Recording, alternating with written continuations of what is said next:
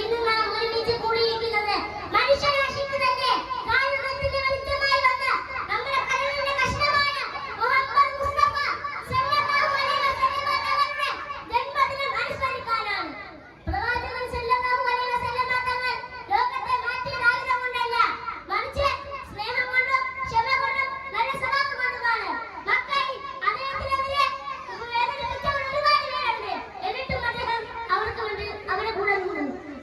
തങ്ങളെ കരയിപ്പിച്ചവരോട് പോലും തങ്ങൾ പ്രതികാരം ചെയ്യാതെ നന്മ കാണിച്ച വ്യക്തിയാണ് നമ്മുടെ മുഹമ്മദ് മുസ്തഫ സല്ലല്ലാഹു അലൈഹി വസല്ലം തങ്ങൾ.